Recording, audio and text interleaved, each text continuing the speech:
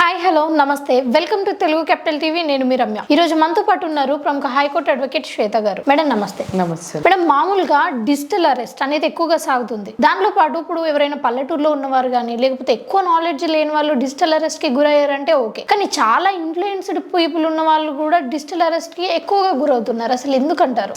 Digital arrest target వాళ్ళు వీళ్ళు urban people లేకపోతే రూరల్ ఏరియాస్ లో ఉండే మనుషుల, పల్లెల్లో ఉంటారా పట్టణాల్లో ఉంటారా, దిస్ ఇస్ అన్నెసరీ. ఇప్పుడు ఎందుకనంటే అది కాదు అసలు వాళ్ళ target.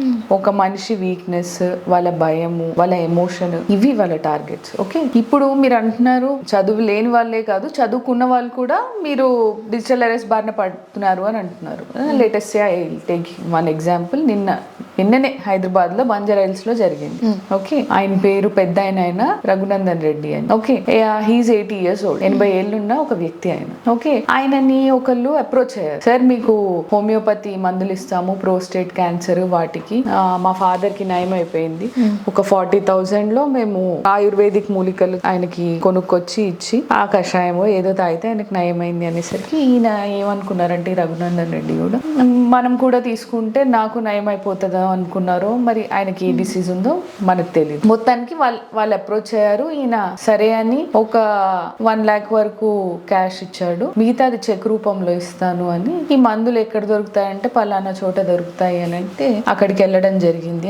What ever the ayurvedic shop outlet. అక్కడికి వెళ్ళి చెక్ ఇవ్వబోయే టైంలో ఆయనకి సడన్ గా స్ట్రైక్ అయింది. ఇతను నాతో ఫోన్ లో మాట్లాడినప్పుడు 40,000 చికిత్సకు అయితే అన్నాడు. అమ్మ నేను డబ్బు ఇంతెందుకు కడుతున్నాను 9 లక్షల వరకు, ఇది కరెక్ట్ కాదు అని వెంటనే అంతే ఏజ్ పర్సన్ బ్యాంక్ వెళ్ళి ఆ చెక్ డిపాజిట్ అవ్వకుండా క్లియర్ అవ్వకుండా స్టాప్ చేసేసాడు చెక్ పేమెంట్. ఓకే, సో ఎవరైతే మోసగాళ్ళు ఉన్నారో వాళ్ళకి డబ్బు పడలేదు. వాళ్ళు ఏం చేశారు, వెంటనే ఈ ముసలాయన ఇలా పడలేదు, మనకు దొరకలేదు, మనం ఈయన ఎక్స్ప్లాయిట్ చేయాలి, డబ్బు ఎట్లా అయినా రాబట్టుకోవాలి అని ఇంకో మార్గం ద్వారా ఆయనకు ఫోన్ చేశారు.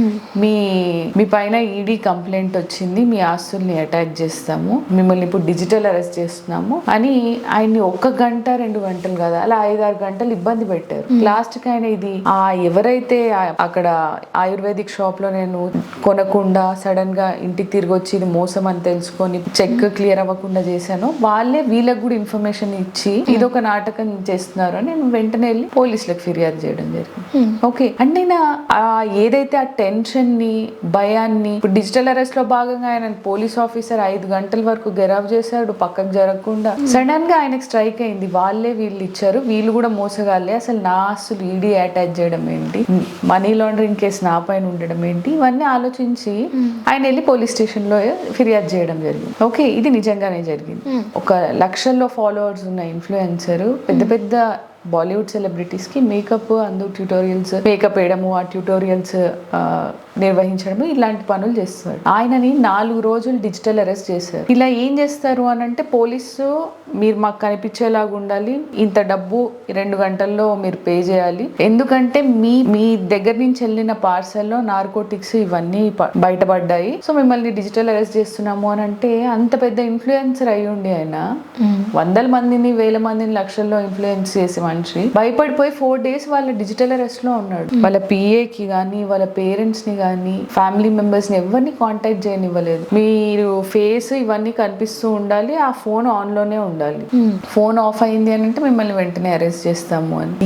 ఇంత అవేర్నెస్ పెంచుతున్నా గానీ డైలర్ టోన్లలో కూడా డిజిటల్ అరెస్ట్ చేసి చెప్తున్నా గానీ అసలు ఏ అధికారి మిమ్మల్ని ఫోన్ చేసి మీరు అరెస్ట్ అవుతున్నారనో అలా ఏం చెప్పరు. అయితే ఇద్దరు మీ ఇంటికి డైరెక్ట్ గా వచ్చి నోటీస్ ఇస్తారు, అలాంటప్పుడు కూడా ఆ నోటీస్ లో ఏముంది అని చదువుకోవాలి. కానీ ఈ పానిక్నెస్ ఈ మనుషుల భయం అయితే ఉందో దాన్ని ఎక్స్ప్లాయిట్ చేయడానికి ఈ ఫ్రాడ్ వాళ్ళు ఎవరైతే ఉన్నారో ఈ ఫ్రాడ్స్టర్స్ వాళ్ళు ట్రై చేస్తున్నారు. సో డిజిటల్ అరెస్ట్ అనేది ప్రధాని గారు కూడా చెప్పడం జరిగింది, మోడీ గారు, ఇది ఒక సైబర్ క్రైమ్ నేరము, మోసము, డిజిటల్ అరెస్ట్ అనేది లేదు, మిమ్మల్ని ఏ పోలీస్ అధికారి డిజిటల్ అరెస్ట్ చేస్తున్నామని ఫోన్ చేయరు, వీడియో కాల్, ఆల్దో వాళ్ళు పోలీస్ యూనిఫామ్ వేసుకొని ఉన్నా కానీ ఇలాంటివన్నీ అబద్ధం, నమ్మకండి అని చెప్పినా కానీ మరి జనాల్లో ఎందుకు మార్పు రావట్లేదు, ఇంకా కొంచెం అవేర్నెస్ పెంచాలి అనేది. ఇప్పుడు మనం కూడా వీడియో చేసేది వీళ్ళకి అవేర్నెస్ పెరగడానికి, అయినా కానీ రోజు మళ్ళీ ఇలాంటి కేసులు చూస్తున్నాం, మన దగ్గరికి కూడా రావడం జరుగుతుంది, మళ్ళీ వాళ్ళకి రికవరీ కోసము మళ్ళీ కోర్టులో సూట్ వేయడం.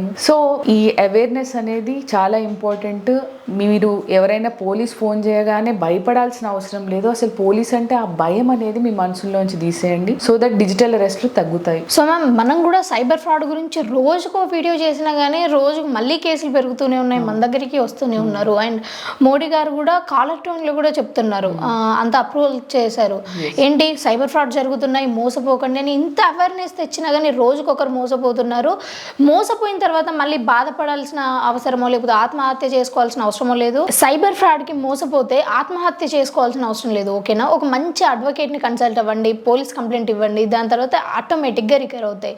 మరి ఇలాంటి మంచి మంచి కంటెంట్ మీ దాకా రావాలి అంటే షేర్ చేయండి, లైక్ చేయండి. Thank you.